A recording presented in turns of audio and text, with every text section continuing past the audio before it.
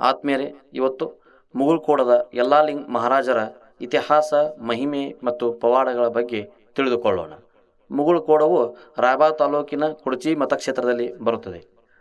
ಯಲ್ಲಾಲಿಂಗರು ಬಿಜಾಪುರ ಜಿಲ್ಲೆಯ ಇಂಡಿ ತಾಲೂಕಿನ ಮಿರಗಿ ಎಂಬ ಗ್ರಾಮದಲ್ಲಿ ಶಿವಪ್ಪ ಮತ್ತು ಕಾಶಿಬೆಯ ಗರ್ಭದಲ್ಲಿ ಜನನ.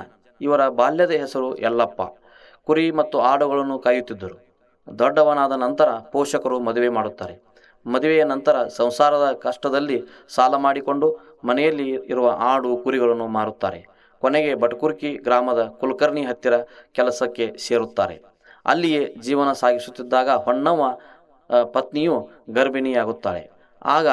ಆದ ಖುಷಿ ಪಾರವೇ ಇರಲಿಲ್ಲ. ಪತ್ನಿಯ ಹೆರಿಗೆಯ ಸಮಯದಲ್ಲಿ ಹೆರಿಗೆ ಮಾಡಿಸಲು ಯಾರೂ ಸಿಗದೇ ಇದ್ದಾಗ ತಾವೇ ಸ್ವತಃ ಹೆರಿಗೆ ಮಾಡುತ್ತಾರೆ. ಹೆರಿಗೆಯ ಸಮಯದಲ್ಲಿ ಪತ್ನಿಯ ನೋವನ್ನು ನೋಡಿ ಬಹಳ ದುಃಖಪಡುತ್ತಾರೆ.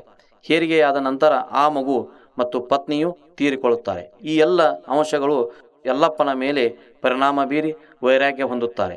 ಲಚ್ಚಾನ ಸಿದ್ಧಲಿಂಗರ ಮಾರ್ಗದರ್ಶನದಿಂದ ದೀಕ್ಷೆ ಪಡೆದು ಮುಂದಿನ ಲೋಕ ಕಲ್ಯಾಣಕ್ಕಾಗಿ ಹೊರಟರು. ಸಿದ್ಧಲಿಂಗರು ಯಲ್ಲಾಲಿಂಗರಿಗೆ ಬೆತ್ತ, ಕರ್ಣಕುಂಡಲ, ಜೋಳಿಗೆ, ಕಂಬಳಿ ಕೊಡುತ್ತಾರೆ. ಇಲ್ಲಿಂದ ನೀನು ಎಲ್ಲಾದರೂ ಹೋಗು, ಮಠ ಕಟ್ಟಿಕೋ, ಜನರ ಉದ್ಧಾರಗೈಯು ಎಂದು ಹೇಳುತ್ತಾರೆ. ಆಗ ಅವರು ಮುಗುಳಕೋಡಕ್ಕೆ 1932ರಲ್ಲಿ ಬರುತ್ತಾರೆ. ಇಲ್ಲಿ ಗ್ರಾಮದ ಹೊರ ವಲಯದಲ್ಲಿ ಗುಡಿಸಲಿನಲ್ಲಿ ನೆಲೆಸುತ್ತಾರೆ. ಇಲ್ಲಿಂದಲೇ ಅವರ ಪವಾಡಗಳು ಪ್ರಾರಂಭವಾದವು. ಕೆಲ ರೋಗಿಗಳು ರೋಗ ಗುಣಮುಖವಾಗದೇ ಇದ್ದಾಗ ಇವರು ಹತ್ತಿರ ಬಂದು ಅವರ ಕೈ ಸ್ಪರ್ಶದಿಂದ ರೋಗ ಗುಣಪಡಿಸಿಕೊಂಡು ಉದಾಹರಣೆಗಳಿವೆ.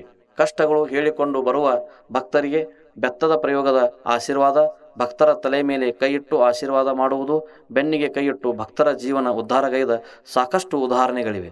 ಯಾರೇ ಮನೆಗೆ ಹೋಗಿ ಕಾಲಿಟ್ಟರೆ ಆ ಮನೆಯ ಪಾವನವಾಗುತ್ತದೆ ಎಂಬ ಭಾವನೆ ಇದೆ. ಸೋಪಿ ಸಂತರ ಸಂಪರ್ಕದಲ್ಲಿದ್ದರು. ಅದಕ್ಕೆ ಮಠದ ಪಕ್ಕದಲ್ಲಿ ಮಸೀದಿ ನಿರ್ಮಾಣ ಮಾಡಿಸಿದರು. ಅದಕ್ಕೆ ಪ್ರತಿನಿತ್ಯ ಪೂಜೆ ಮಾಡಿ ಸಕ್ಕರೆ ಹಂಚುತ್ತಿದ್ದರು.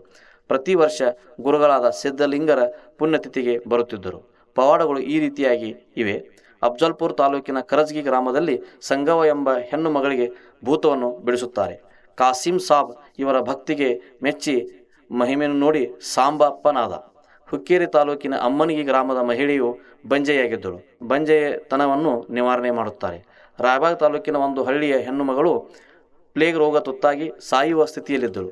ಮಹಿಳೆಯನ್ನು ಬದುಕಿಸಿದರು. ಒಮ್ಮೆ ಅಂಬಾಸಿಡರ್ ಕಾರಿನಲ್ಲಿ ಹೋಗುವಾಗ ಡೀಸೆಲ್ ಖಾಲಿಯಾಗಿ ನಿಂತಾಗ ನೀರು ಹಾಕಿ ಪ್ರಾರಂಭಿಸಿದರು. ಹೀಗೆ ಯಲ್ಲಾಲಿಂಗರು ಪವಾಡಗಳು ಸಾವಿರಾರು ಜನರಿಗೆ ದಾರಿದೀಪವಾಗಿ ಭಕ್ತರ ಪಾಲಿಗೆ ಸಾಕ್ಷಾತ್ ದೇವರೇ ಅವತರಿಸಿ ನಮಗೆ ದಾರಿ ತೋರಿದ ನಂಬಿಕೆ ಜನರಲ್ಲಿದೆ. ಧನ್ಯವಾದಗಳು.